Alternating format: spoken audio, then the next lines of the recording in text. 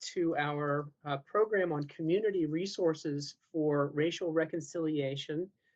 We are joined by a number of community organizations that are working on um, different aspects of racial truth, reconciliation, healing, and conversations that are necessary for us to take the next steps in addressing this part of our history, our present, and our future.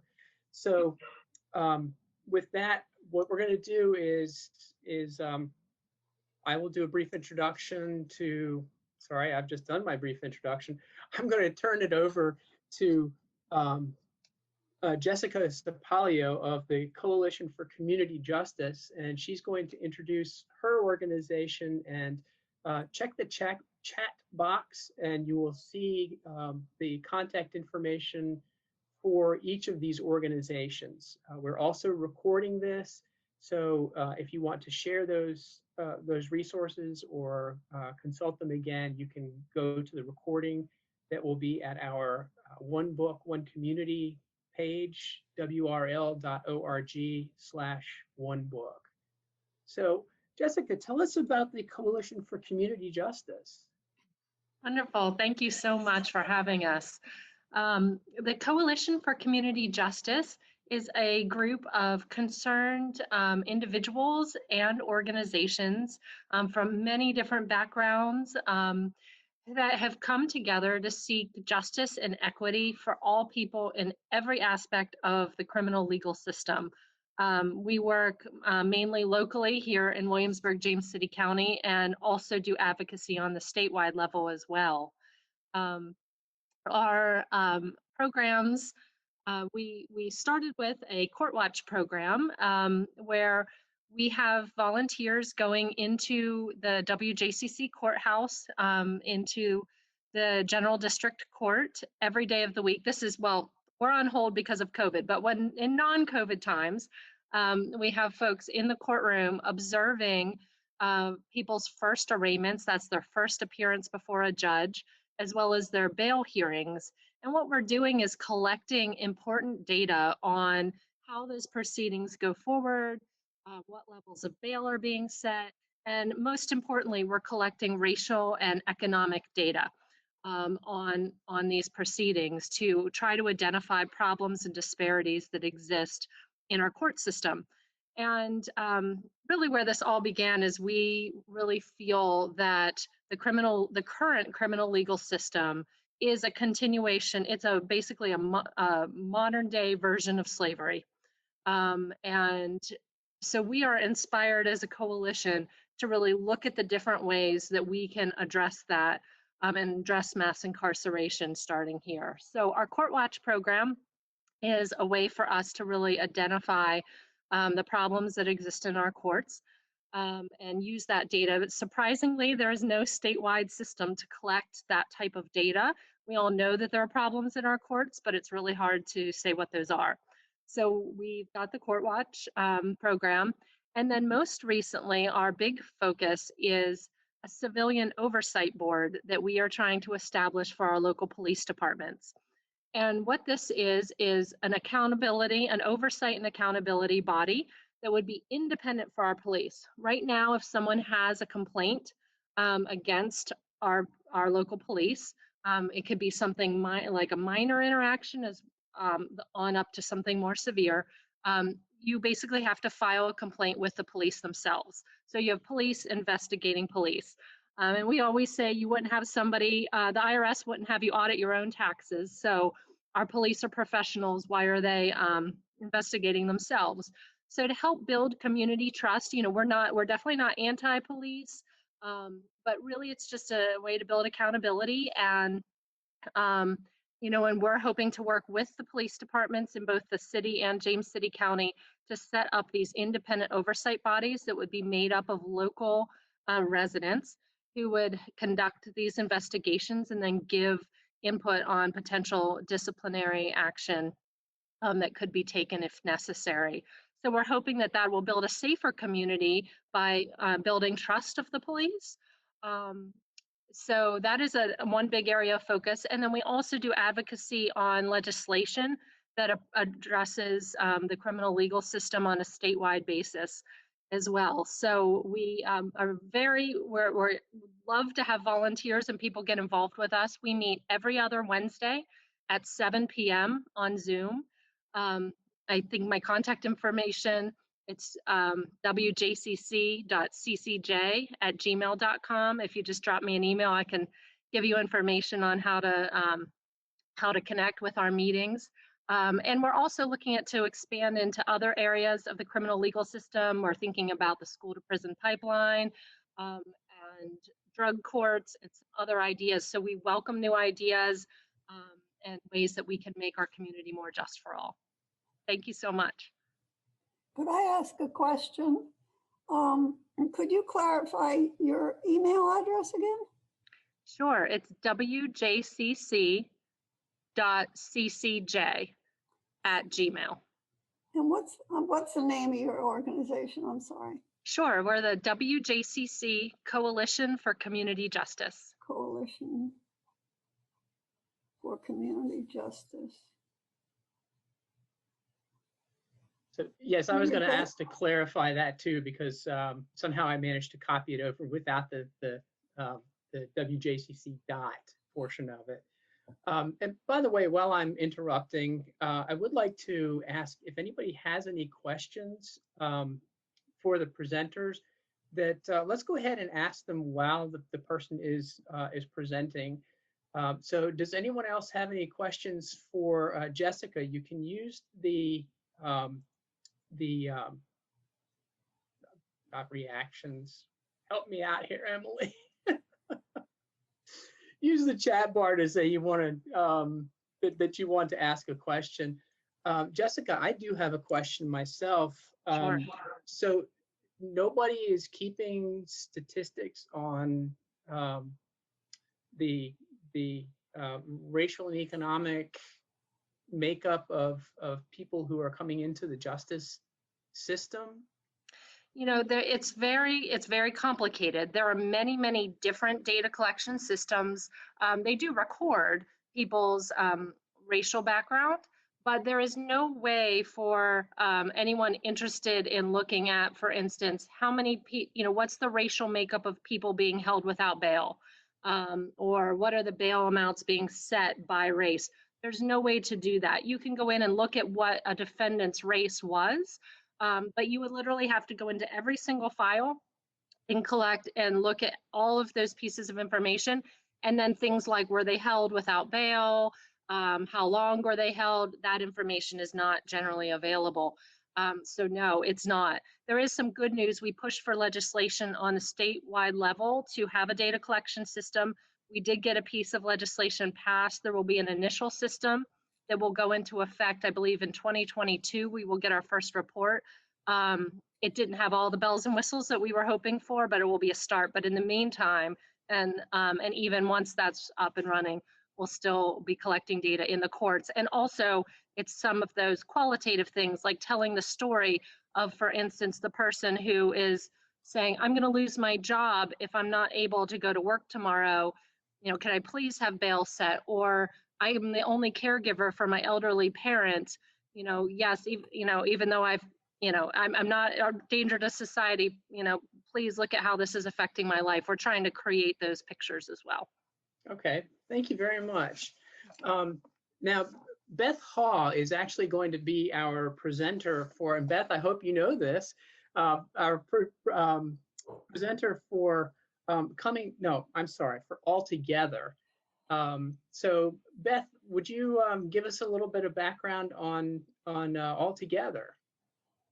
Sure. Good evening. I've really enjoyed what the library's put forward. I've been to almost every one of them, so it's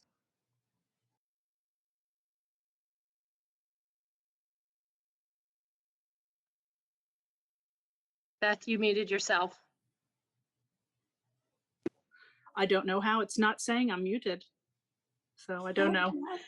It wasn't muted on here. So our mission statement is to improve the quality and life of the community of the greater Williamsburg by bringing together people across racial, ethnic, and cultural lines, communicate and engage in activities that foster unity, inclusiveness, and equal opportunity. Altogether provides opportunities for people to gather socially and exchange ideas and learn about one another. Through an annual unique scholarship for graduating high school seniors, we recognize students on their kindness and spirit building ideas. So in October of 1995, yes, in 1995, 7 local residents came together to discuss racial relations in the greater Williamsburg area. They were drawn together by several volatile events that were occurring nationally, which were leading to the increased polarization based on race. By March of 1996, Altogether incorporated and maintained a mailing list of 100 names. Steering group of 38 members were appointed to guide the further development of the organization. Jack Charlton was elected chairman, and the mission statement and goals were developed and adopted by the steering committee. In 1996, several programs to involve the community in discussions of racial issues were implemented. In a first of a series of community forums, race, religion, and responsibility were held in September with 100 people attending. Study circles were introduced in December, bringing together small groups of diverse people to meet several times and grapple with the discussion about racial issues in an open, candid, and heartfelt way. Over the years, we've added to what we do, brown bag discussions. Once a month, we have brown bag discussions, dialogue circles, all-together evening events, social gatherings, the annual book scholarship award for the students, walking tours, field trips, and one of our newest in 2015, we started a Let's Talk About Why Black Lives Matter lemonade stand. We meet on Duke of Gloucester Street during the time of the farmers market.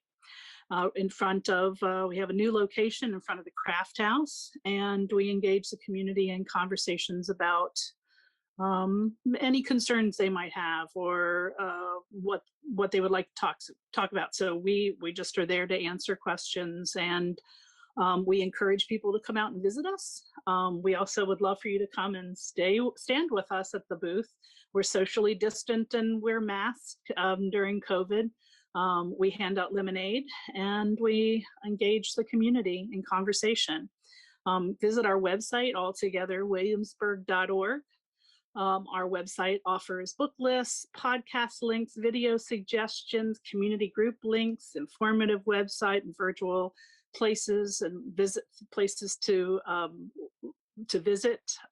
In March, we're having our annual membership meeting. Our guest, and he's in the room right now, Lawrence Golson, who is the president of the NAACP, is going to speak with us at our annual meeting, along with his friend Brian Smalls, talk about media mentors. So go to our website, see when that's going to be. It's March 30th at 6:30. But you can go to our website. You can become a member or just subscribe. We have over 600 people on our mailing list currently, and that's it. Can I just share with you a really poignant, for me, a quote by Michelle Alexander, an amazing book that she wrote, The New Jim Crow.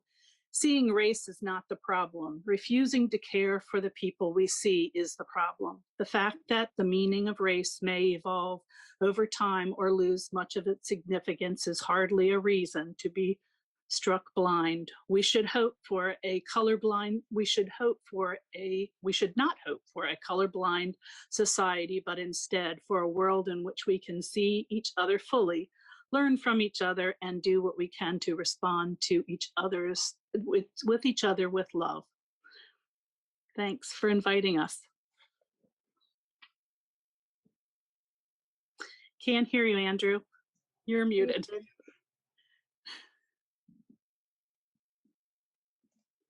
I'm so afraid of somebody come bursting in out the door behind me. So anyway, thank you very much for coming and for your presentation. And I look forward to going and learning more about you at the website. Deviria Gore is here from Coming to the Table. Ms. Gore, would you like to tell us more about coming to the table? Yes, and good evening to everyone. Thank you so much for this opportunity to be here tonight to share. Again, my name is Deveria Gore, and I'm one of the facilitators for the local historic chapter of Coming to the Table.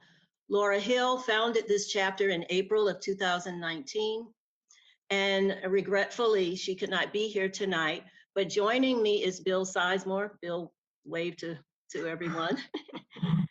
And he is also one of the facilitators and also the author of an awesome book entitled Uncle George and Me, Two Southern Families Confront a Shared Legacy of Slavery.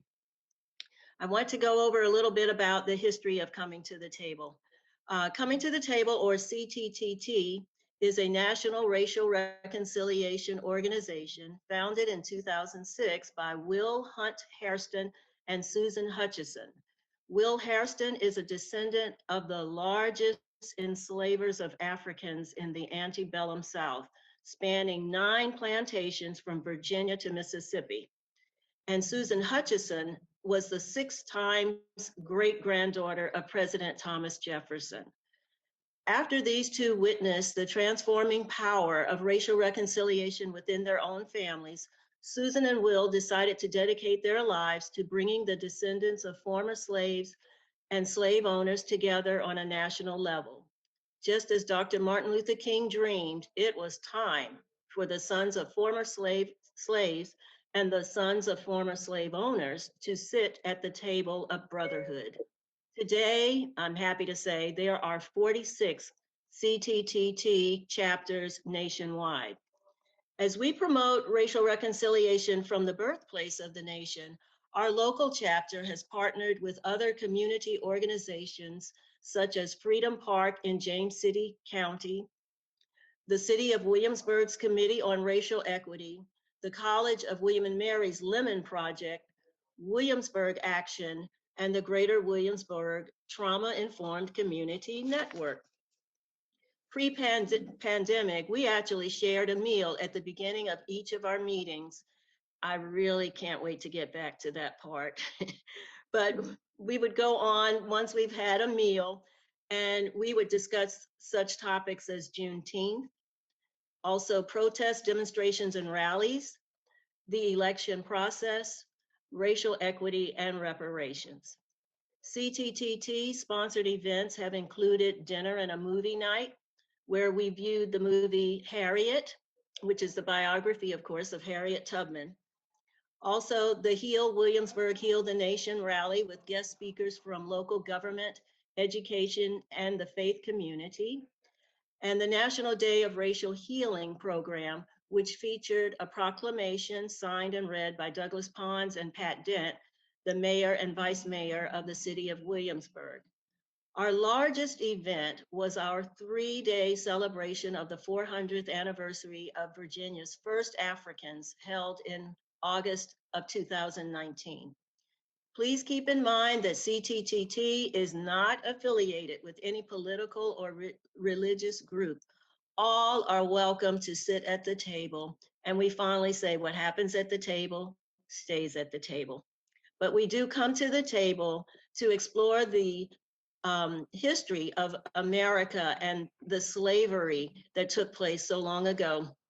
And at this time, we like to provide a safe arena for healing from the effects of centuries of systemic racism. Our goal is to provide education, resources, and trainings about racial topics to make a difference in our community and nation. Our meetings take place every 3rd Tuesday at 6:30 p.m. They last for about an hour and a half. For more information about our local chapter or to join us, please visit our website at www.comingtothetable-historictriangle.org. You may also follow us on Facebook or Twitter. Thank you. Thank you very much. And you mentioned the Lemon Project, which did anybody see the story about the Brey School? And the governor was here today to dedicate and recognize it. It was the school that was founded to teach free and enslaved African American children back in I think it was 1600s, middle 1600s. Anyway, that's something that Colonial Williamsburg is going to be adding to um, their history presentation in the next few years, we hope. And I will also say, on a personal note, Ms. Gore, I lead a group that meets on the third Tuesday of every month, so I have to miss your programs. I understand. It's okay. So our next participant is approaching the problems of race from a slightly different angle. Ray Rocca is with WMFire. And Ray, would you tell us about the work that you're doing? Hi, can you hear me? Yes. I'm gonna go ahead and let Lucia start off the presentation, and then we can go from there. I think you told me that too. No, don't worry. Hello, everyone. My name is Lucia. I'm the Chair of Public Relations for WMFire. That stands for William and Mary Fighting for Immigrant Rights and Equity. We are a student-led organization and advocacy group. We were formed after the rescission of DACA under the Trump administration in order to create a safe space for undocumented and immigrant students on campus. During our journey, we have met with President Rowe to discuss how the school treats undocumented students. We have been involved in the hiring process of the Director of Diversity and Inclusion for Arts and Sciences. And we have also lobbied state legislators with the Virginia Student Power Network. Over the past couple of years, we have focused more so on education, provided that immigration is not a well-known topic. Recently, we have started to shift our focus to being not only an educational organization, but also one of action. In collaboration with our members, we are currently working on how to do that on our campus. If you would like to participate in that discussion, feel free to come to our meeting today at 8 p.m. If you guys would like, I can drop the meeting ID in the chat. So now I'm going to pass it on with Brey because we'll be talking about other activities we do in our organization. So yeah, one of the big things I want to talk about is one of the biggest facets of WMFire are what we call Undocu ally trainings. And so these trainings are trainings designed to help people understand how to be a better ally to undocumented communities, because there are many misconceptions about what it means to be undocumented and the process of getting citizenship and the societal struggles of being undocumented. So through the training, we go through all of that to show how to be a better ally. And through these trainings over the years, we have implemented more specifically anti-racist content. We unpack, for example, that the media portrays immigration as a Latino issue, even though when in reality, undocumented immigrants come from all over the world. We want to emphasize particularly the struggles of Black undocumented immigrants. We understand that they have been erased from the media for the most part. We understand also, for example, that the immigration detention system and the problems that they hold are very deeply connected to mass incarceration. So what can you do to help out? You can follow us, you can go to our events, or you can reach out if you have a community of people that would like to be Undocu Ally trained, because we want to be better connected to local communities. Because we've done campus work, but we would love to meet some of y'all too. So yeah, thank you. Ray, can you tell us just a very, very brief description what the Undocu Ally training involves? Yeah, so Lucy and I can talk about this.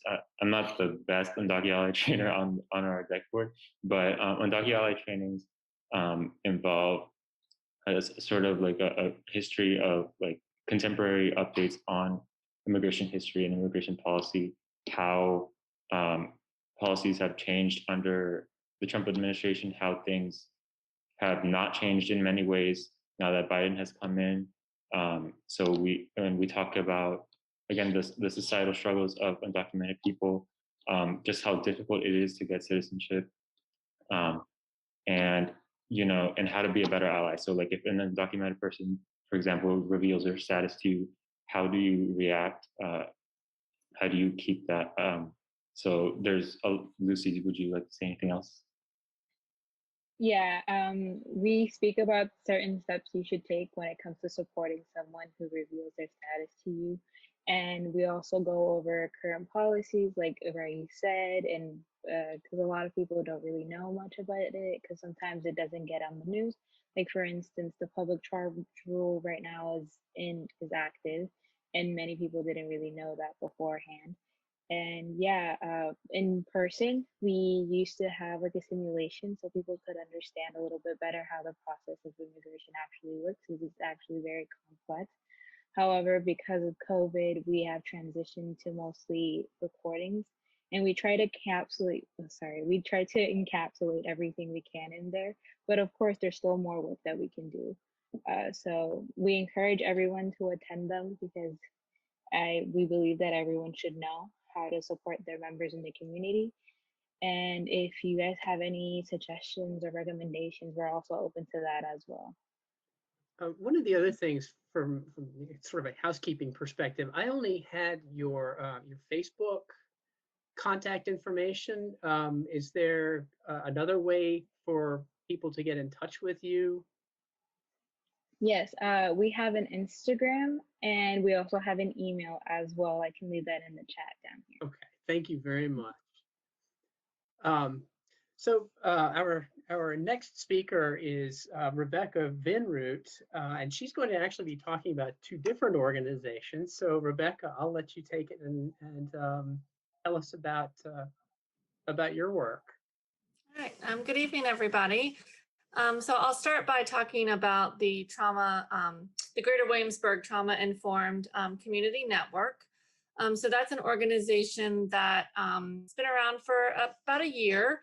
It's a diverse group of representatives from various organizations in the Williamsburg, James City County, York County, and Poquoson area that are working together to leverage the science of adverse childhood experiences. So adverse childhood experiences, or ACEs, if you may have heard of that, are traumatic ongoing events that typically occur initially in childhood and that can lead to toxic stress. So stress situations can cause physical and emotional issues for individuals.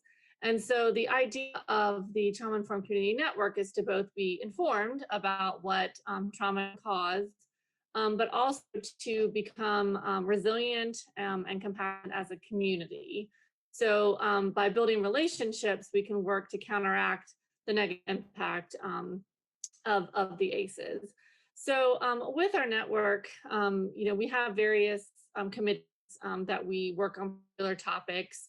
We believe not only on individual level can trauma affect people, but also from a systemic level.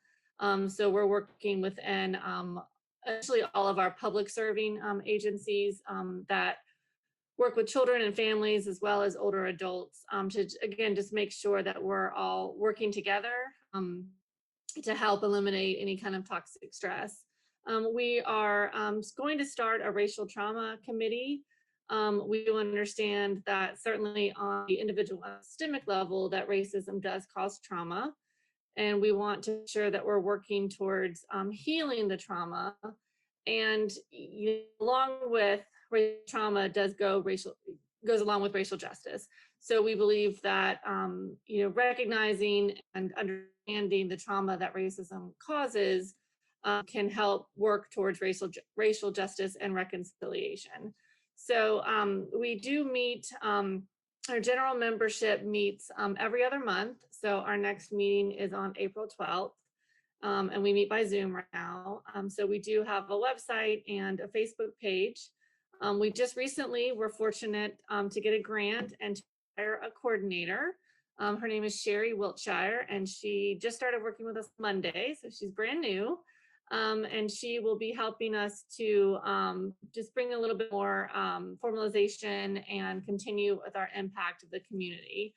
We have an event that's coming up in May called Resilience Week. So this is something that started last year. And it started, there's actually over 20 networks in Virginia. And so all of the networks celebrate this in their community. So it's the first full week of May, and we're gonna be having a lot of online events and a lot of messaging out there to, again, our idea is to, our vision is to support a trauma-aware, resilient, and compassionate community. So we're hoping, again, that we can really have everybody come together to be aware of what's going on. So I'm also going to talk about the Racial Truth and Reconciliation Virginia group. So this is an organization that I happen to be a part of, so it's helpful that I can speak to that. This group started last year in August, and there was a campaign around racial truth and reconciliation that started out of Richmond. And the goal was to empower the voices and experiences of marginalized communities, acknowledgement of truth to promote healing, reconciliation, and justice. The campaign seeks to advance policies that dismantle systems that perpetuate racial trauma, oppression, and inequity. So it kind of speaks to the racial trauma building up to the racial reconciliation. So the campaign, it was so successful that it morphed into a continual group. So there are several committees that have formed as a part of that. And so they have a pretty robust website. I think this information is going to be shared. If you want to go to the website, you can join. They recently did some work. They were promoting the joint House resolution to recognize racism as a public health crisis. So I believe that did pass, which was wonderful. So I'm really looking forward to seeing where that goes, because certainly, trauma is a public health issue, and the fact that they can acknowledge that racism and trauma is a public health issue is really a great step to getting it on the forefront and really seeing how we can promote healing from that. So, Rebecca, is the trauma-informed community network, is membership essentially aimed at professionals who are working in counseling and things like that? No, it's not actually. I mean, we do have, we did start with, our human service organizations, our juvenile justice, our schools, our community service board, professionals, faith-based organizations, nonprofits, but we've really evolved. We welcome anybody who really wants to learn and to understand. If you have lived experience with trauma, really it's open to anybody. We're about to launch into a strategic plan. So we really want to kind of see what more we can do. So now's a great time to get involved if you're interested in, and you can be involved as little as much as you want. You could just be on the list and kind of get the information, or you can join a committee. So it's really as much as you have the time and desire to be involved.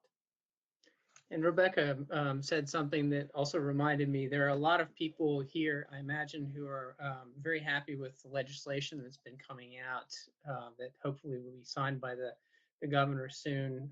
I know with police accountability boards and the racism and trauma as a public health crisis are all things I think that are going to help guide our conversation into the future. So thank you very much, Rebecca. So let's see, Mary Ann Moxon with the League of Women Voters is going to actually let video speak for herself. So she has a short presentation that she's going to run, and I've made you the co-host, Mary Ann, so you can go ahead and share your screen. Wonderful. Hope this works.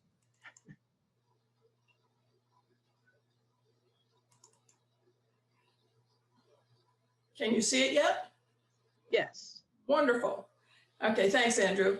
My few League 101 slides tonight should show how our mission of empowering voters and defending democracy meshes with racial reconciliation.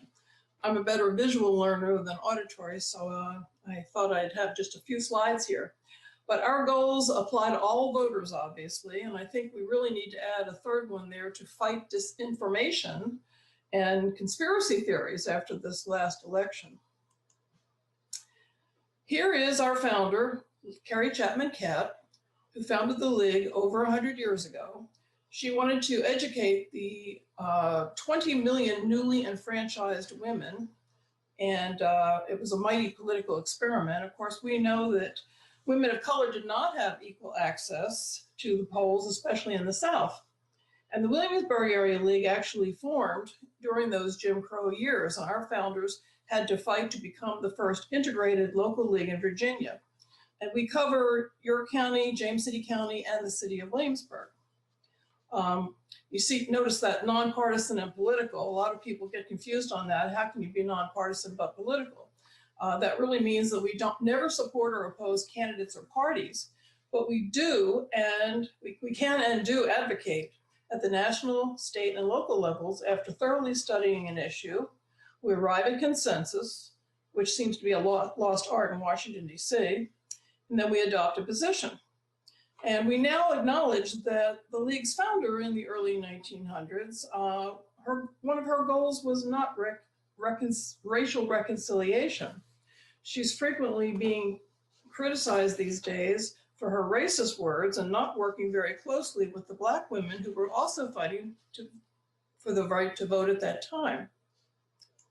So thus, the League is finally acknowledging, excuse me, how women of color have been marginalized during this fight for suffrage. Harriet Tubman, Sojourner Truth, those names are well known, but Ida B. Wells, Mary Church Terrell, and a lot of these other women are only now just becoming popularized, and people are learning about them. So one of the webinars that we presented in partnership with the Williamsburg Regional Library last summer, May, June, July, August, and September. And we also did one with William & Mary's Mason School of Business. We focused on the women who were left out of this history, and one of them. And we offer these civic education webinars to any community groups who might be interested. So any of you watching tonight, feel free to contact us. The September one that we did last year on barriers to voting preceded the vast conspiracy theories that continue to this very moment.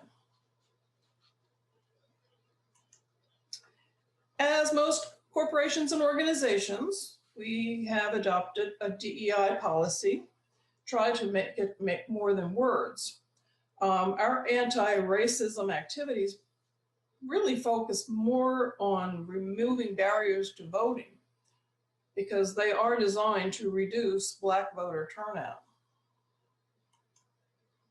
The League's been a good government group for more than 100 years and probably best known for fighting for more access to voting, getting out the vote, registering to vote, holding candidate forums.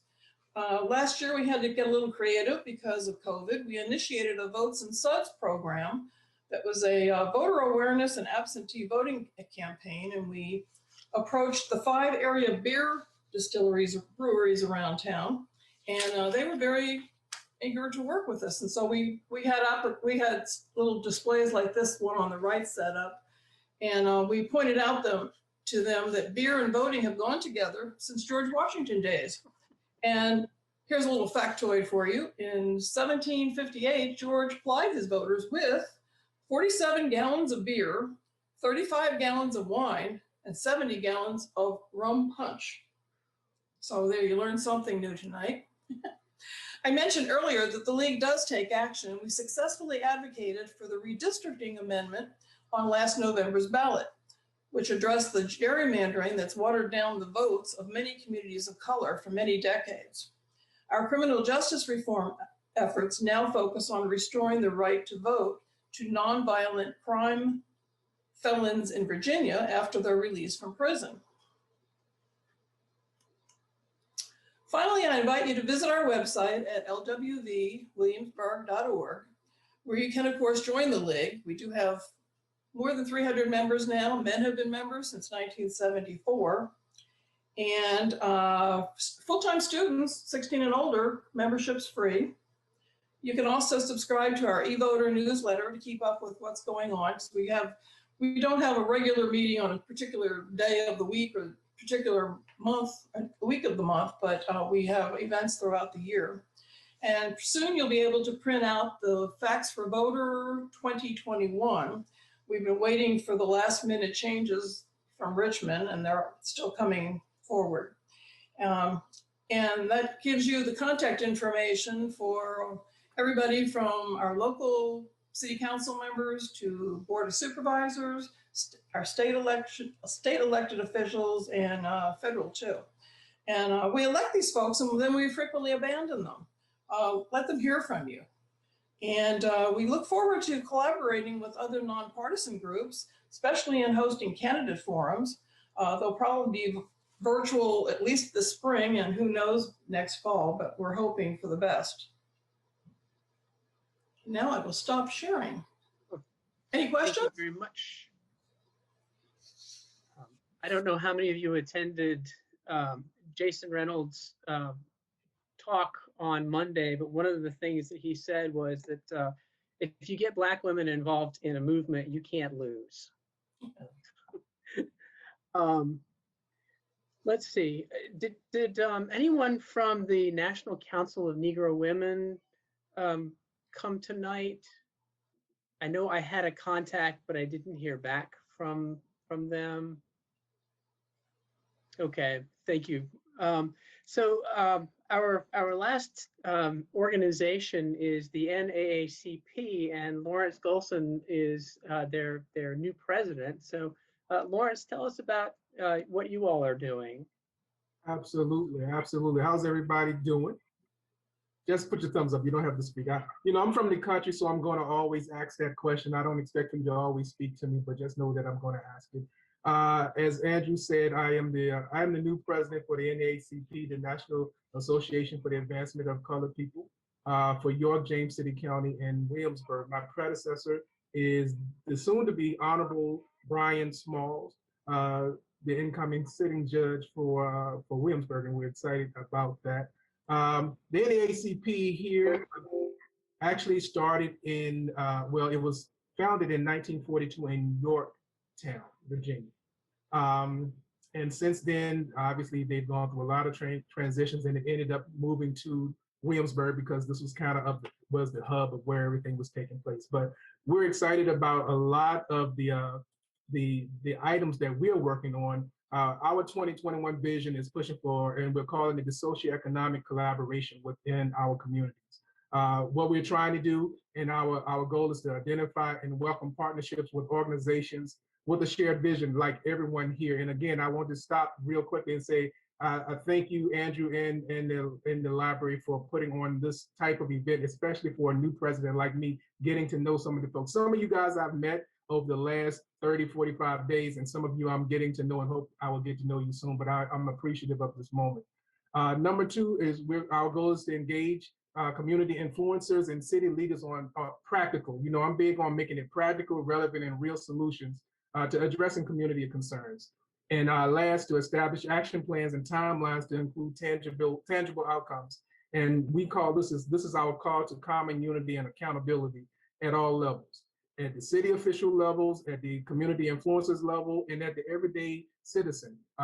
We have an accountability and a responsibility to what we want to see happen. The overall mission for the NAACP, as it is more known as the NAACP, I'm pretty sure all of you guys have heard that. Again, our organization has been in existence for 75 years. Actually, the national celebrated its 112th anniversary a couple of weeks ago. So it's a long time presence in all of our communities. And that's why I am not going through the over details, because I'm pretty sure you guys are very familiar with the NAACP. But the basic mission has never changed from when it first started in 1908, to ensure the political, educational, social, and economic equality of rights of all persons, and to eliminate any race-based discrimination. All of the things that all of you organizations have been speaking of today, that's what we're doing. Our goal is to engage our communities, not just have folks to come in and talk to us, but our heart is to get involved and be a part of the resolution wherever you are. If you are someone who has a shared vision along with this mission, We want to come alongside you. We want you to come alongside of us so that we can together make a difference. A lot of folks don't realize that it's not just one organization only, but we have so many different committees that we are always hungry for folks to get involved. I'm a big pusher for our younger folks, our millennials, so you're going to see that threaded through whatever I do. But we have an economic development committee right now. Their goal is to identify all of our business owners in our locality. So even on this call, if you're a business owner and you want to make sure that we're able to identify who you are, if you fit any of the SWAM, any of the Black and brown business, if you are a minority business owner, we would like to connect with you just so that we, one, can locate you, and two, be able to share information with you. Youth council, membership, education, community coordination. A lot of you guys will meet our community coordinating chair, because that's his role, is to make sure that we're connected. We actually established this year for the first time ever Women in the NAACP, which is acronym is WIN. And we have a chair for that committee, and we're excited about being able to bring that to the table because, for the first time, we have a female vice president, and we need to make sure that, one, we're able to identify and acknowledge and support all of those issues, especially when they're concerning our women. We have scholarship, legal redress, freedom fund. So those are at AXO, our biggest is AXO. But those are the basic organizations or committees that we have, and we would love for anybody to get involved with any of those, and we would love to get involved. If you have a need and any of our committees can address that need or come alongside you, we want to be a part of that. Left it early, and I'm pretty sure it's going to be in the chat. Easy way to connect with us is we're all over social media, and they're creating a TikTok now. I don't know anything about it. I can't give you the answer to it, but there's going to be a TikTok for the YJCW NAACP. You can find us on Facebook, Twitter, Instagram under YJCW NAACP. Our email address, I made it very simple, yourwilliamsburgnaacp@gmail.com. And again, my name is Lawrence Golson. I'm here to be a part of the community resolutions as we move forward. And I'm excited to get to know each and every one of you and be a part of this greater cause that is bigger than all of us, but it can't happen without any of us. Lawrence, could you give us the email address again? I think okay, there you go. Thank you very much, Emily. She caught it. Okay. So I want to throw it open. Does anyone else have any questions for other participants? Any questions about getting in touch with each other, or ideas that you think that the group would benefit from?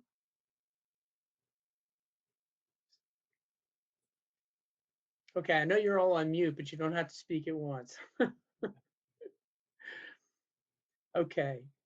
Well, thank you. Andrew, it's Lisa Green. Yes. I'd just like to put in a plug for the Lemon Project Symposium that's coming up in March. And I'm just going to put in the chat the website. They don't have a lot of details up there yet, but I'm particularly interested in Dr. Catherine Meeks is coming to speak, and I'm not on her payroll, though it sometimes seems like I should be. She is the director of the Absalom Jones Center for Racial Healing in Atlanta, and just a really fascinating and important leader. And so she's going to speak Friday night, March 26th, and then do a workshop on the 27th, Saturday at 2:00. So that information is not there yet, but if I wrote down everybody's email, so if you're willing, I'll send you a little flyer about that, just because I think hearing Catherine Meeks is something that everybody can always benefit from. And I'm just really grateful, as Lawrence said, for this this opportunity to hear from all these different organizations working for good in our community, and for the whole series. I think it's been excellent. Really, really well done. Thanks. Well, thank you. Couldn't have done it without the participation of so many people in the community. Lisa brought up the Lemon Project, and I would like to let you know too that if you go to the wrl.org/events page, you will see Lemon Project programs throughout the spring. I'm not sure if we have the symposium up there, but some of their front porch programs are really interesting. They've got a wonderful variety of speakers. I don't know, I think they may have recorded them, and so you can go and look back at the library of people who have participated.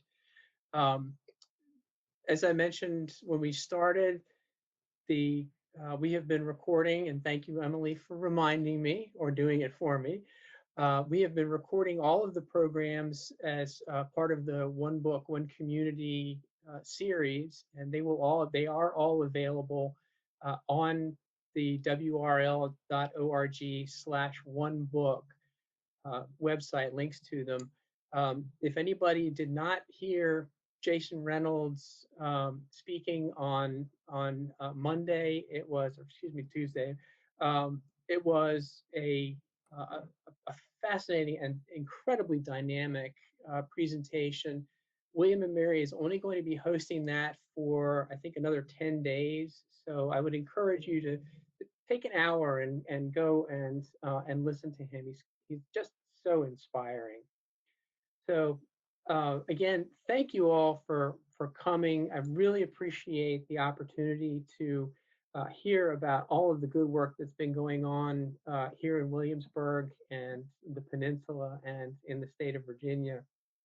And I hope you'll all be in touch with us, be in touch with each other. And thank you very much for coming. Y'all have a good night.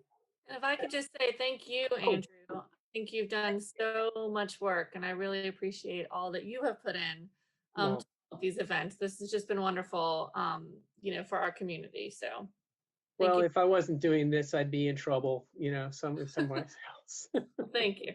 Can I put a shout out to the library for the extensive collection of books that are offered to our community by way of audiobooks, Kindle. I mean, everything is, you stay on top of what's going on, and I'm very impressed with that. So thank you.